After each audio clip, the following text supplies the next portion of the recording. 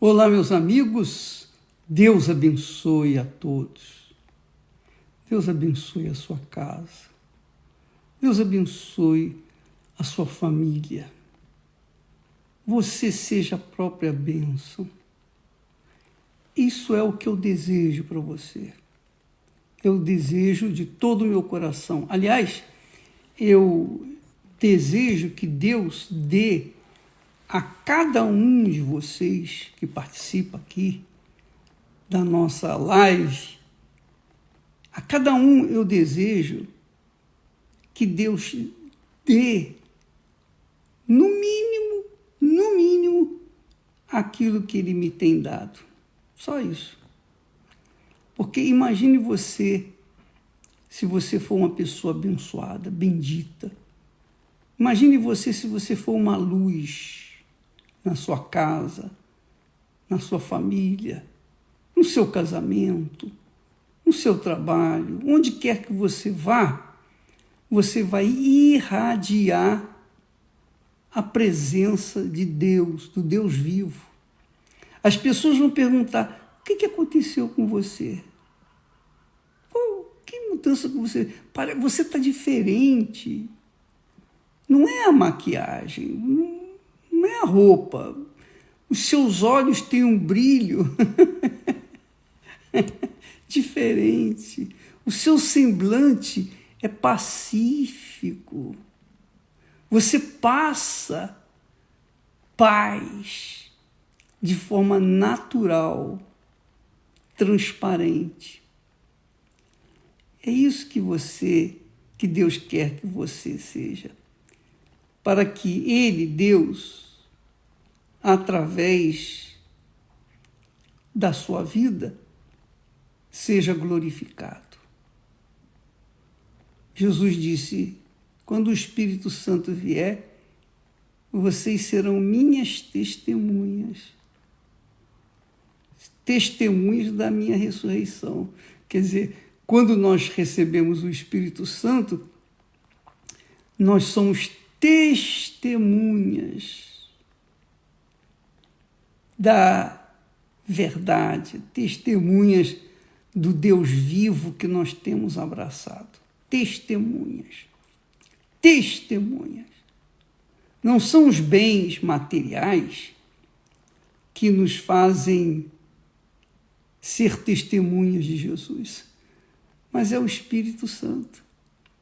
Então eu quero que você tenha o Espírito de Deus para que você seja uma pessoa abençoada em tudo que você fizer. Claro, você vai sempre encontrar problemas, eu também. Todos nós deparamos com tribulações, angústias, aflições, mas quando se tem o Espírito Santo, Deus está dentro de nós e Ele nos guiará a toda a verdade e vai fazer com que no final a gente vença. Bem, o assunto, aliás, por falar em bênção, nós queremos falar com vocês sobre o voto de Jacó. Jacó teve, quando ele estava fugindo do seu irmão, que queria matá-lo, ele foi pelo deserto até a um determinado lugar que o pai o havia enviado, a casa dos parentes dele.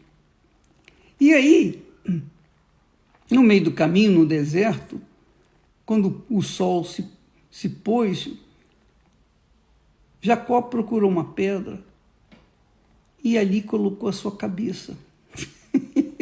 Muitas eram as pedras, mas somente uma pedra foi especial, aquela em que ele colocou a cabeça para descansar. Essa pedra representa Jesus. Essa pedra representa a palavra de Deus empenhada. Essa pedra é o Espírito de Deus.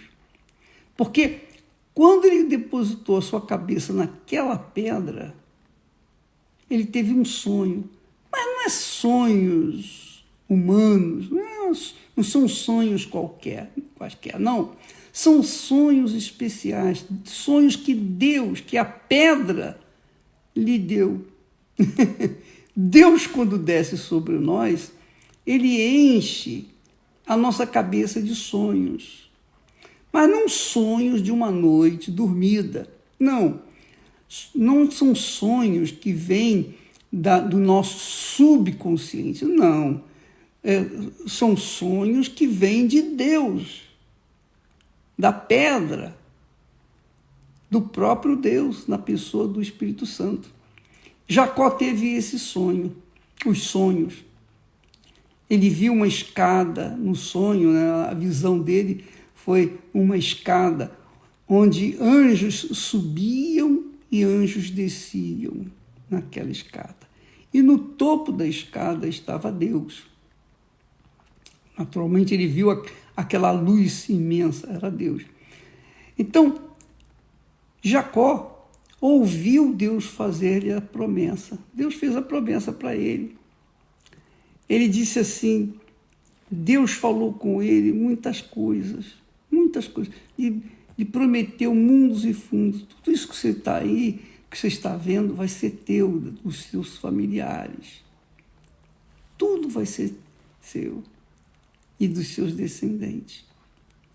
Então, quando Jacó acordou daquele sonho, aquela visão, o que aconteceu? Jacó abraçou aquelas palavras de Deus. Ele abraçou aquelas palavras. Antes ele pegou a botijazinha de azeite que ele tinha e derramou sobre a pedra onde ele havia posto a cabeça. Porque a pedra, de certa forma, foi conivente nessa visão, porque ele botou a cabeça e dormiu. Então ele erigiu daquela pedra um altar, prometeu a Deus fazer naquela pedra um altar para ele. Ora, veja, amiga e amigo, Jacó teve uma visão, teve um sonho, uma visão de Deus, não foi uma visão, um sonho dos homens, não. Foi de Deus, Deus lhe deu. E Deus nos tem dado essa visão. Deus tem dado a você também essa visão. Mas, bispo, eu não sonhei, eu não vi, nem eu sonhei com Deus, nem eu tive esse privilégio que teve Jacó, de ver os anjos subindo e descendo pela escada. Mas, quando eu tive acesso à palavra de Deus, conhecimento da palavra de Deus, eu era católico, espírita. Mas quando eu tive conhecimento da palavra de Deus, quando eu conheci a palavra de Deus, então nasceu dentro de mim os sonhos e as visões que Deus me deu por meio da sua palavra. E eu estou aqui justamente para passar para vocês. Da mesma forma como Jacó teve o sonho e visão de Deus e das suas promessas, ouviu as suas palavras, eu também tive essa mesma experiência, uma experiência semelhante à de Jacó. Mas eu não vi, eu não sonhei como Jacó sonhou, eu não tive a visão como Jacó teve, mas quando eu assumi, eu coloquei a minha cabeça na palavra de Deus, quando eu apliquei a minha cabeça, a minha inteligência, o meu raciocínio, a minha fé inteligente na palavra de Deus, então nasceu em mim os sonhos e também as visões. Assim como tem nascido dentro de você sonhos e visões através da pregação da palavra de Deus. Nós passamos para o povo a palavra de Deus. Então, há quem creia, assim como também há quem não creia. Mas não importa. obrigação é pregar o evangelho, como Jesus disse. Pregai o evangelho a toda criatura. Nós estamos obedecendo. Agora, o resto é com ele. O resto é com ele. Quem crê, eu não sei. Eu tenho certeza que aqueles que creem e são batizados serão abençoados, serão salvos. Não só salvação eterna, mas salvação na terra. Agora, quem não crê, paciência, já está condenado, coitado. Quem não crê é uma pena, mas o que vai fazer? Então, Deus não impõe a vontade dele para nós. Ele ensina, ele dá visão, ele dá entendimento. Ele, através dos seus servos, ele fala a palavra dele. Ele promete, como ele fez com Jacó. Agora, quem crê, recebe. Quem não crê, não recebe. Por exemplo, você crê, então você vai receber. Você não crê, você não vai receber. O que eu posso fazer? Então, agora, olha só como é bacana esse entendimento. É bacana porque Jacó, logo depois que ele ouviu a palavra de Deus, que viu os anjos subindo e descendo naquela escadaria, depois que ele teve essas experiências gloriosas, Jacó fez um voto. Diz o texto sagrado que, acordando, pois, Jacó do seu sono, disse: na verdade, o Senhor está neste lugar e eu não o sabia. E ele, então, temendo, disse: quão terrível é este lugar. Terrível no sentido assim, não cruel, mas terrível no sentido temente é o lugar. Ele disse: santificado é o lugar, grandioso aquele lugar, santo dos santos, como a arca lá dentro do tabernáculo. E ele continuou dizendo: este não é outro lugar senão a casa de Deus, que se chama Betel. Betel é a casa de Deus. E esta é a porta dos céus. A palavra de Deus, a palavra de Deus nos mostra a porta dos céus. Quem crê é abençoado. Quem não crê continua sendo amaldiçoado e eu não posso fazer nada. Bem, então levantou-se Jacó pela madrugada, tomou aquela pedra em que tinha posto a sua cabeça e fez dela um travesseiro e a colocou como coluna e derramou azeite em cima dela e chamou aquele lugar de Betel, que antes chamava-se Luz, agora chamaria-se Betel. E aí vem o texto que eu quero falar sobre o voto. E Jacó fez um voto, ele fez o voto. Presta atenção na particularidade do voto, do significado, do sentido do voto. E Jacó fez um voto. Um voto. Voto não é algo imposto. Voto não é algo obrigatório. Muito pelo contrário. Voto é algo que nasce dentro do peito. É algo singelo. É algo pessoal. É algo intransferível. Eu faço o meu voto, o voto é meu, é pessoal, com Deus. Você tem que entender que o voto não é votar no político, eleger fulano, beltrano, não. Na verdade, a palavra voto começou aqui, eu penso que começou aqui com Jacó. Eu penso que ele começou com Jacó. E dessa palavra vieram os outros votos, promessas, etc, etc. Mas Jacó fez um voto. Ele precisava fazer esse voto? Eu pergunto a você. Se Deus já tinha prometido, ele precisava fazer esse voto? O que você acha? Você acha que ele tinha que fazer mesmo o voto? Ou você acha que ele poderia nem fazer o voto? O voto é uma coisa assim espontânea, liberal. O voto não é uma imposição, não é imposição. Não é uma obrigação. Eu tenho que fazer isso. Nada disso. Pelo contrário, se você disser, eu tenho que fazer, não vai ser aceito, porque você ficou obrigado a fazer por, digamos assim,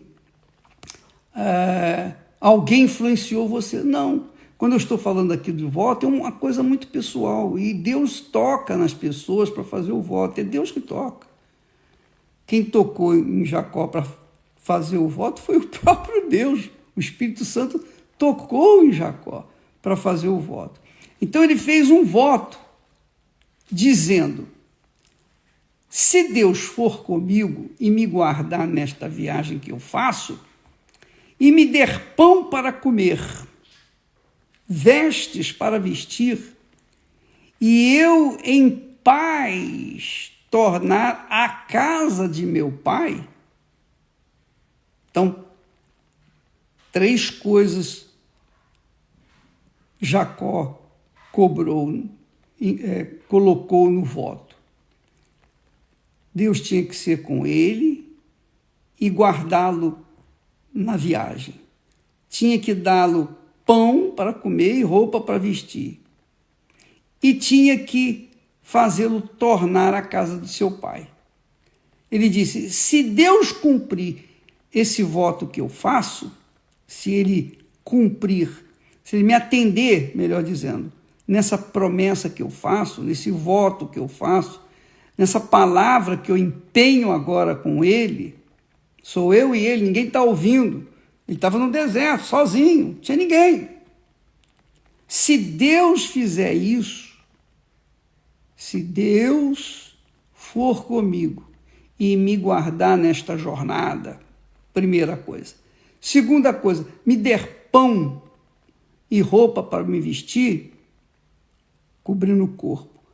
Primeiro, cobrindo a alma, me guardar nesta jornada, me proteger nesta jornada. Segundo, contra o laço do passarinheiro, naturalmente. Segundo foi dar pão para comer, tratamento do corpo e roupa para se vestir. Terceiro, e eu voltar em paz, não na guerra, mas voltar em paz para a casa do meu pai. Então o Senhor me será por Deus. Muito forte isso. Isso é glorioso. O Senhor me será por Deus. Porque não era ainda. Deus não era o Deus de Jacó. Embora ele tivesse recebido a bênção do seu pai, a bênção da primogenitura. Mas, ainda assim, ele não considerava Deus o seu Senhor. Ele não considerava Deus como Deus de si. Mas ele disse: se o Senhor me fizer isso, então eu farei aquilo. O Senhor será o meu Deus. Eu vou elegê-lo como meu Senhor, como meu Deus. Eu faço esse voto aqui. Eu empenho a minha palavra. Isso é suficiente para Deus. Isso é suficiente. Somente o voto. E disse mais: além disso, esta pedra que eu tenho posto por coluna será a casa de Deus, e de tudo quanto me deres, certamente, com certeza, te darei o dízimo. Então, veja só, Deus fez a promessa para ele já tinha a palavra de Deus, já tinha a garantia de Deus de ser abençoado. Mesmo assim, agora, com essa experiência com Deus, ele disse: se o Senhor fizer isso para mim, então o Senhor será o meu Deus. E esse é o propósito da campanha dos dízimos. Você faça o seu voto com Deus no que diz respeito aos dízimos. Elege o Senhor em primeiro lugar na sua vida. Porque dízimo não é dinheiro. Deus não precisa de dinheiro. Deus precisa de dinheiro? Não, ele não precisa de dinheiro. Ele não precisa de nada. Ele é dono de tudo. Sempre foi o dono. Ninguém ficou com nada. Ninguém pôde roubar dele. Ele continua sendo dono. Ele empresta para nós enquanto nós estamos aqui vivendo nesse mundo. Mas depois ele é dele, continua sendo dele. Sempre é dele. Então, minha amiga e meu amado ouvinte, quando a pessoa separa os primeiros frutos do seu trabalho, da sua colheita, os primeiros frutos, e coloca no altar, então ela, no altar de Deus, então ela está dizendo: o Senhor é o meu Deus. O Senhor é o meu Deus. Ela está honrando Deus. Só que, presta muita atenção, por favor, não é pelo fato de eu ser dizimista, fiel, que eu vou garantir para mim a paz de espírito, por exemplo.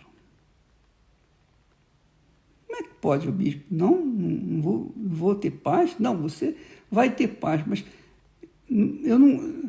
Os dízimos mostram. Você sabe que o primeiro grande mandamento era: amarás o Senhor teu Deus. Mas amar não de forma emotiva, fútil e sentimental, não. O amor tem que ser prático. Então, Deus, quando é amado, ele é obedecido, é respeitado, venerado, adorado, glorificado. Ele é o primeiro na vida da pessoa. E os dízimos querem dizer justamente isso. Quando a pessoa coloca os dízimos no altar, as primícias no altar, ela com certeza elegeu Deus, ou está elegendo Deus como primeiro, está reconhecendo, honrando Deus como primeiro na sua vida. Mas a paz que eu quero de espírito, para que eu tenha essa paz, eu tenho que perdoar aquele que me feriu. Eu tenho que ter o coração livre. E não é com dízimo que eu vou ganhar essa paz. Entendeu o que eu estou falando? Agora você não está entendendo, né? Então, às vezes, a pessoa é fiel dizimista, mas tem certas coisas na vida dela que não sai. É gente, aquelas pessoas, por exemplo, que vivem no pecado e não conseguem sair do pecado. Ainda assim são dizimistas. Ainda assim são dizimistas. Porque os dízimos são simples e fáceis de devolver para Deus. O difícil é deixar de viver no pecado. O difícil é deixar um amante. O difícil é deixar de ser corrupto, de ser injusto, de ser ladrão. O difícil é deixar de ser bandido. O difícil é deixar de ser injusto. Essa é a realidade. Mas os dízimos são simples. Você pagar o dízimo, tirar a primeira parte e colocar no altar, é simples. Mas Jacó, ele prometeu a Deus. Ele prometeu a Deus: o Senhor me será por Deus, de tudo te darei o dízimo. E esta pedra, olha só, o voto de Jacó, esta pedra que tenho posto como travesseiro, ela será coluna na casa de meu Deus. Quer dizer, ele iria construir a casa de Deus. Ele não só iria ser dizimista, mas ele iria construir, ele ia se esforçar para colocar, para erguer um templo de Deus naquele lugar. E essa é a nossa vontade. Esse é o nosso desejo. Esse é o voto que nós temos para com Deus, ganhar a alma. Cada dia ganhar pelo menos uma alma, só uma, pelo menos uma. Se Deus me der 2, graças a Deus. Se Ele me der 3, se Ele me der muitos, aleluia, aleluia, aleluia. Eu vou ser feliz pelo resto da vida. Mas, pelo menos, mais uma. Eu quero ganhar para Jesus. Esse é o meu prêmio. Esse é o prêmio aqui neste mundo, porque lá na eternidade, o meu prêmio será uma coroa. Uma coroa por toda a eternidade. Uma coroa de vida. Lá na eternidade eu vou ser recebido pelo meu Senhor, que vai dizer assim: bem-vindo ao reino que está preparado para você. Então, essa é a nossa glória. Mas aqui no mundo, a nossa glória é glorificar a Deus com a nossa vida, estimular, pregar o Evangelho, levar as pessoas à salvação, levá-las a perdoar para que elas venham a ser perdoadas, levá-las a ter uma conduta de acordo com a fé em Deus de verdade, com a justiça, com o que é certo. Então, isso é o que Deus quer de mim. E é óbvio, Ele quer de você também. Mas os dízimos, esses automaticamente dão direito a você uma prosperidade, porque Ele mesmo prometeu, dizendo: trazei todos os dízimos. Ele disse: trazei todos. Trazei todos. Quer dizer, todas as pessoas, todos os povos, todas as nações. Trazei todos os dízimos à minha casa para que haja mantimento nela. E provai-me nisto, se eu não vos abrir as janelas do céu. Quer dizer, fazei voto comigo, fazei a promessa comigo. Prove a minha palavra. Prove essa visão. Prove esse entendimento, essa profecia. Prove a palavra de Deus. Eu fiz prova e Deus me abençoou e tem me abençoado mais. E o meu prazer é abençoar aqueles que ouvem e obedecem à palavra de Deus. Amanhã nós falaremos mais a esse respeito, porque isso aqui abre um leque de entendimento no nosso cotidiano. Porque muitas pessoas, por exemplo, quantos jovens perdem a vida de forma abrupta? Quantos jovens perdem a vida precocemente? Esse menino aí, o MC, puxa vida, ele morreu com 23 anos, com saúde, com força, com vigor, com tudo, com a vida inteira pela frente. Por quê? A mãe dele tinha dito, falou depois no enterro: meu filho, não faça isso, não vá por esse caminho, siga isso. A mãe dele orientou o seu filho, mas o seu filho obedeceu? Não obedeceu. Ele fez o que ele achava que tinha que fazer. E um dos mandamentos que tem na Sagrada Escritura, além do primeiro, que são as primícias, o primeiro amor a Deus, um dos mandamentos diz assim, ele diz a respeito do pai e da mãe: honra teu pai e tua mãe, para que se prolonguem os seus dias na terra. Quer dizer, esse rapaz não teve os seus dias prolongados porque não honrou a sua mãe, não ouviu a sua mãe ou seu pai. Tristeza, né? E nós estamos aqui pregando justamente isso, para que você venha honrar a Deus em primeiro lugar, para que Deus venha cumprir as suas promessas, os seus votos para com você também. Tá bom? Deus abençoe então a todos e até amanhã em nome do Senhor Jesus. Amém.